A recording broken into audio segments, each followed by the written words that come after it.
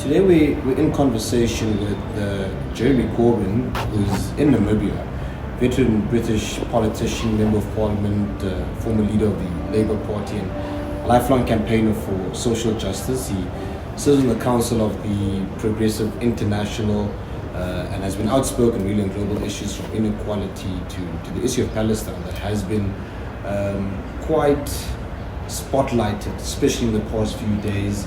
We've seen what's been happening at the United Nations. We've seen what the UK, France and various other countries have done when they came to the international stage and recognized the state of Palestine.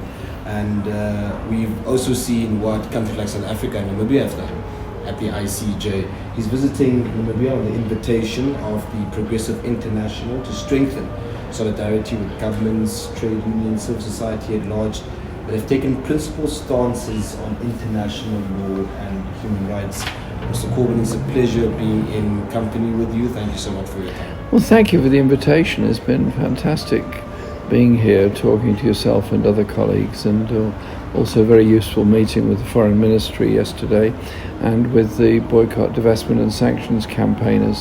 So it's been wonderful being here. Thank you for inviting me onto your program today. Absolutely. And let's perhaps start on that note. Talk to us on your visit to Namibia. Why are you here? I've been in South Africa for the past few days doing campaigning work, partly to raise money for medical and humanitarian aid for Gaza, but also to raise the support for the South African government's application to the ICJ and Namibia's support for that application. That is very, very important. And we've done a very large number of very big events and rallies in Pokawame in the north, in Pretoria, in Joburg, and then finally in Cape Town. And I wanted to come to Namibia also. I'm a member of the Cabinet of Progressive International, and we're the inspiration behind the Hague Group of Nations, which Namibia, South Africa are members of. And firstly to thank and support the government in Namibia for its participation in that, but then discuss how we take the campaign forward, because the genocide is still going on, the children are still dying in Gaza, and Israel's brutality towards the people of Gaza, but also now towards those that were trying to take aid in through the flotilla, exposes the whole world just how brutal this occupation is. It's got to end. You referenced the case that South Africa took to the ICJ, and of course by virtue of Namibia's support to that. A relatively small country like Namibia, why do you think their position matters as well in this context? Well, Namibia, it might be small in population. It's got a vast land area and is a very important beacon of the way you overthrew apartheid, and you are reckoning with the brutality of the colonial past, with the genocide that took place against the indigenous peoples of Namibia, and the way in which you suffered during apartheid, and the way you were occupied and controlled by South Africa from the end of the Second World War onwards. South Africa was controlled for a very long time during the worst type of government South Africa ever had, the National Party. So I think Namibia has a moral strength and a moral courage to take the case. So well done. We have also seen a wave of some sort of recognition and or care, if you want to call it that, for the Palestinian question. The United Kingdom, where you come from, France, Canada and various countries this year in the most recent months have internationally stood up and recognized the state of Palestine. What was your reaction to that trend that we're still seeing till this day in actual fact? Well, it's taken a very long time in the case of Britain and the European countries. Most of the rest of the world have recognized Palestine for a very long time. I mean, you can go to any country in Latin America, most of Africa, a lot of Asia. It's perfectly normal to have a Palestinian ambassador there who obviously has the task of speaking up for Palestine and engaging with local media. It's only the European countries that have failed to recognize Palestine. A number of us have been demanding it for a long time in the case of Britain. We did manage to achieve a non-binding vote through the House of Commons more than a decade ago, and that vote was an important step in bringing about the recognition we've got. However, and this is a big however, Israel has never defined its borders, and so it's not clear to me exactly what we're recognising. It's also clear that if you recognise a entity, let's call it that for the moment, of Palestine, then it's under occupation by Israel. That means if you're recognising a place under occupation, you're not recognising the occupation. You're opposing the occupation, which also means that Britain has then got to reckon with itself on the issue of arms sales and both political as well as military support that it gives to Israel. And so that is going to strengthen our campaign. And I went to the raising of the Palestinian flag outside the embassy last week, and it was a poignant moment, actually, just to stand there along with other colleagues and see the Palestinian flag rising. And to me, that was a kind of public recognition of the plight of the Palestinian people. There was also a genocide in Namibia between 1904 to 1908, something that you will visit and look at today. Yeah. Speak to us on how you make the connection between the current genocide that's happening in Palestine, to what Namibians experience and till this day are still dealing with, especially with the conversations with Germany in regards to reparations. Well, it's been, in global historical terms, a buried atrocity. The rest of the world is largely unaware of what happened in Namibia. And I have good friends who work in a group called Forensic Architects at Goldsmiths University in London. And I went to see them, and I asked if they could give me a presentation on the act of genocide, the Holocaust that went on. And they have reproduced brilliant graphic images, you've probably seen them, of what was there before, what happened, and the numbers of people that were murdered by the forces. And the world needs to know about it. There's also a theory that the Nazis got the idea of genocide from that, where there was determination by the colonial forces, the German forces occupying Namibia, to completely destroy two nations.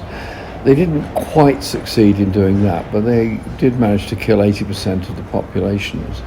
And that's apparently where some of the Nazi thinkers, if you can call them that, got the idea of the genocide against Jewish people, but also against the LGBT community, the black community, Gypsy, Roma and Traveller community.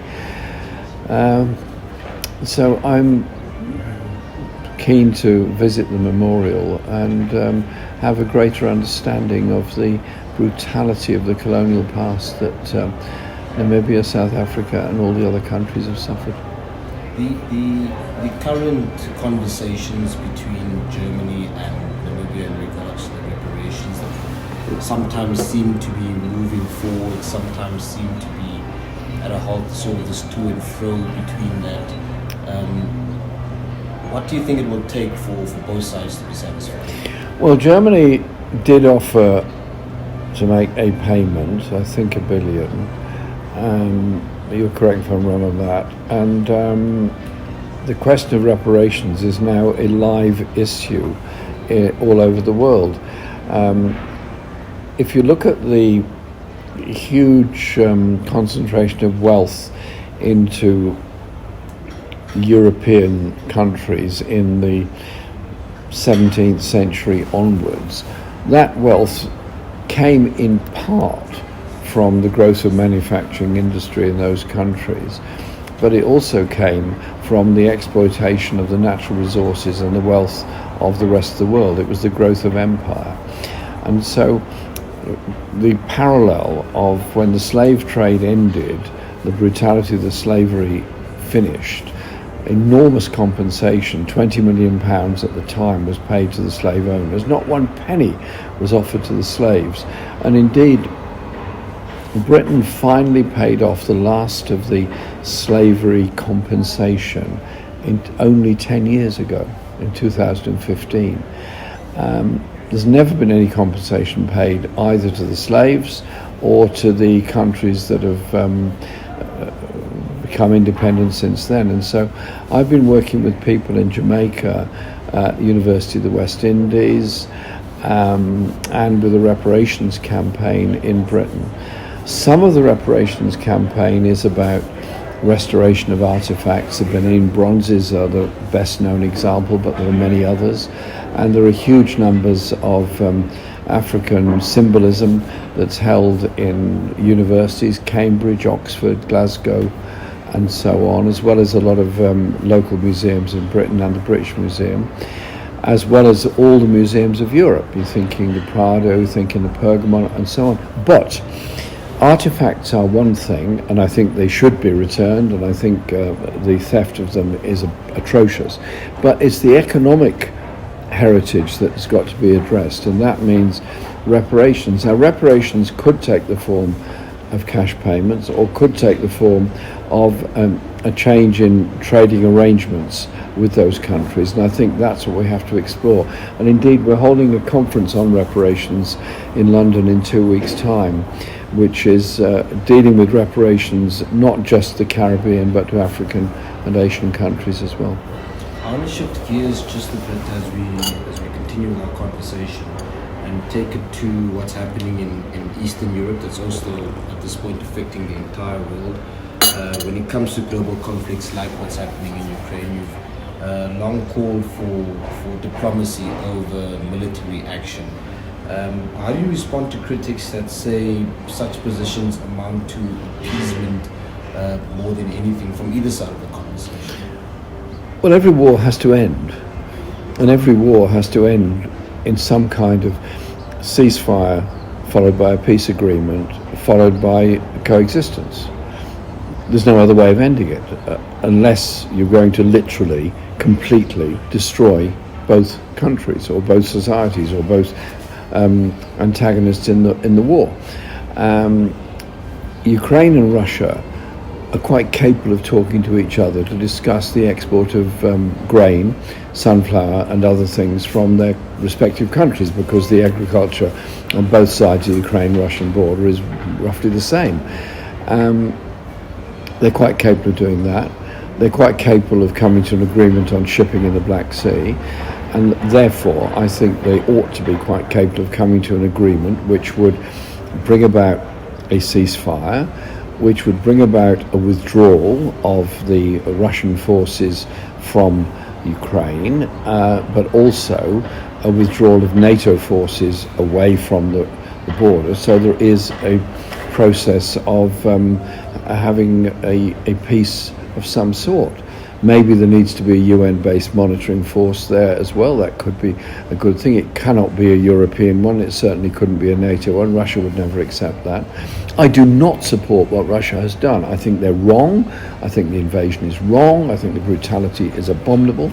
And I want the conflict to end. And the only people that are benefiting from this conflict are actually the arms manufacturers on both sides of the border.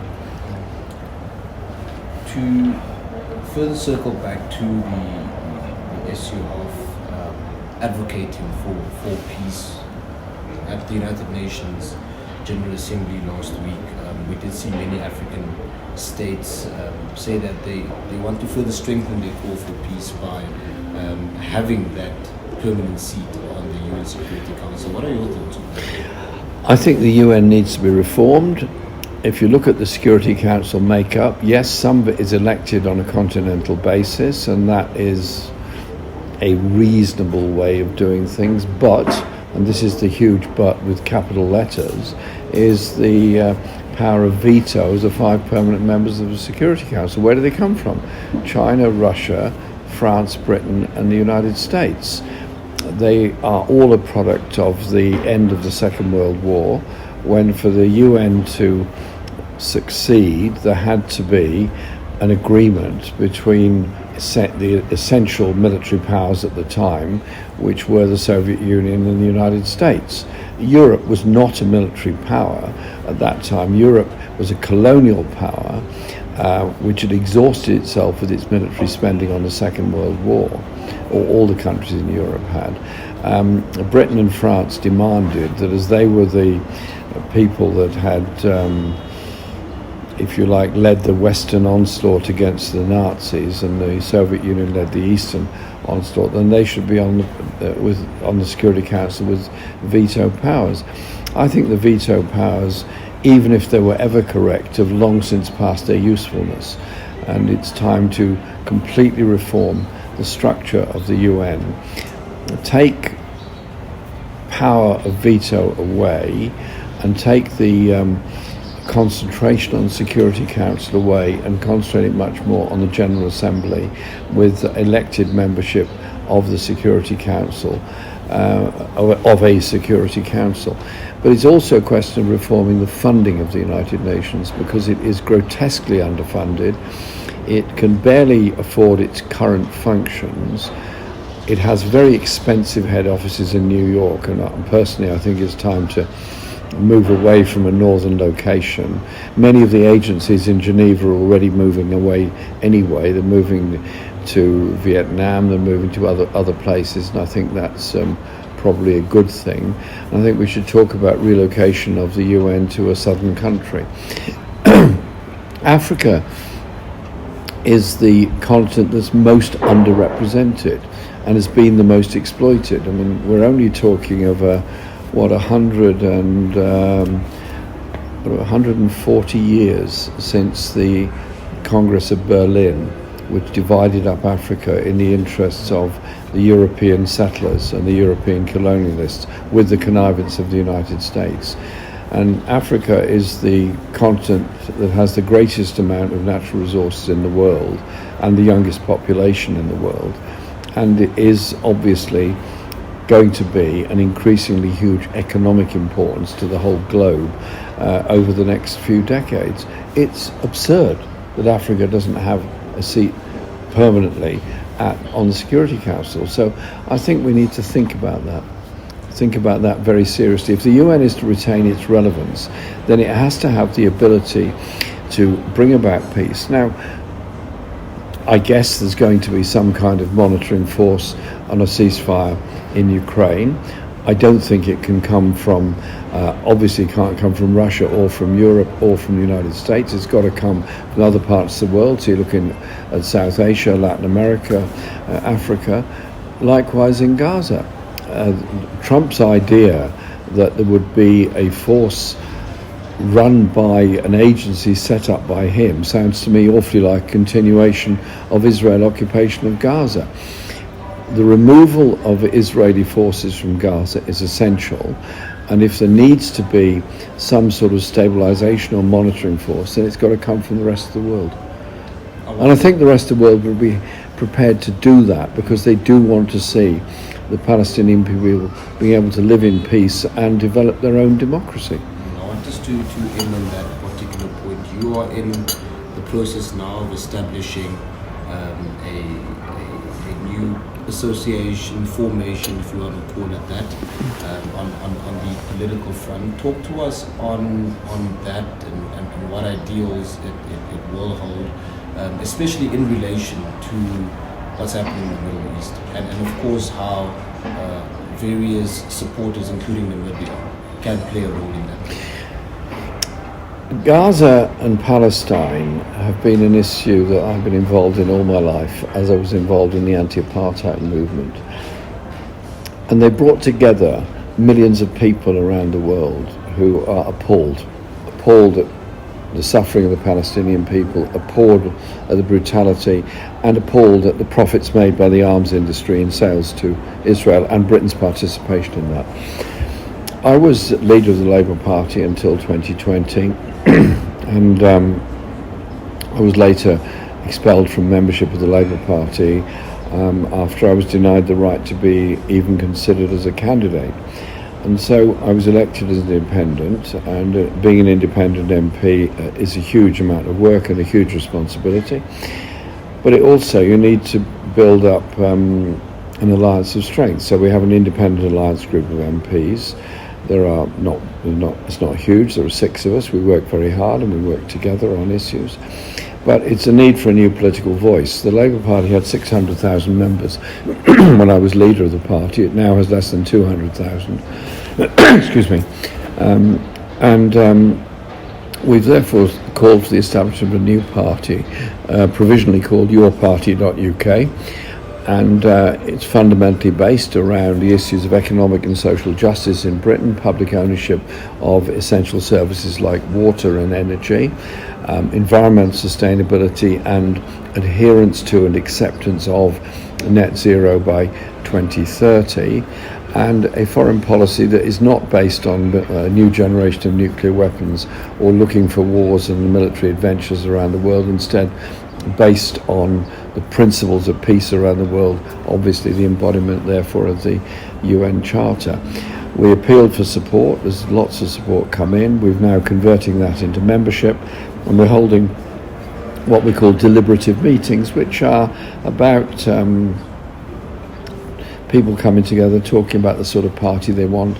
I want it to be community-based, community-focused, democratic, and delivering in a community way changes in housing policy, changes in social policy and health and so on in a local community, the empowerment of people rather than a political party that is a top-down command-led structure which essentially only appears in communities at election time. So I take inspiration from the Workers' Party in Brazil and what they've achieved. I also take inspiration from the African tradition of the village coming together to discuss issues, face issues, and look after each other.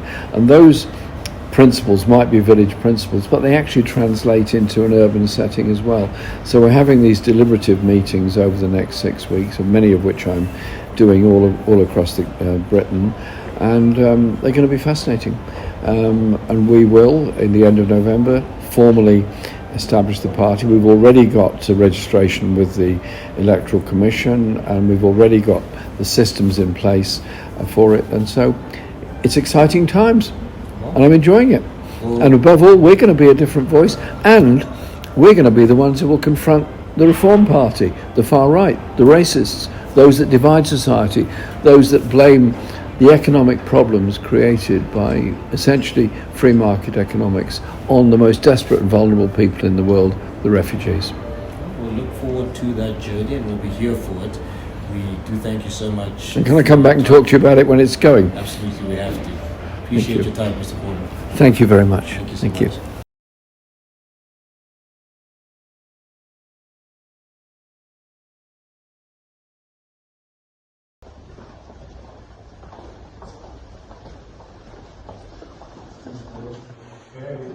What do you think so far? What do you think? Wonderful museum, wonderful, beautifully presented, and it shows the power of the people before colonialism took over, the ordered society, the sustainable agriculture, the sustainable living of people, and then it shows the brutality of the scramble for Africa from the mid-19th century onwards. It had been there before, but that was mainly in the coastal areas, and then the way Germany occupied what is now Namibia ahead of the Congress of Berlin in 1884, which was the most disgraceful act of the colonial era in Berlin, where they just literally drew lines on the map. Congo was given to Belgium, and Southwest Africa, now Namibia, was given to Germany, and so on, and Britain took its portions as well. And then we had Cecil Rhodes in Rhodesia, and all the brutality of that. Behind it all, of course, was the mineral wealth, and the diamonds, the copper, the gold, the iron ore, the coal, and all those minerals that were exploited in South Africa and Namibia. And then the unbelievable heroism against this appalling brutality of the ordinary people of Namibia, and the pictures of the sacrifices and demonstrations. But the important point of this museum is the genocide, the Holocaust that went on in the war from 1904 to 1908 against the German occupation, and the appalling brutality of the German forces, the executions, the hanging, the torture that went on. For what? Just to stop people in Libya living in Namibia in peace. That's the brutality of colonialism.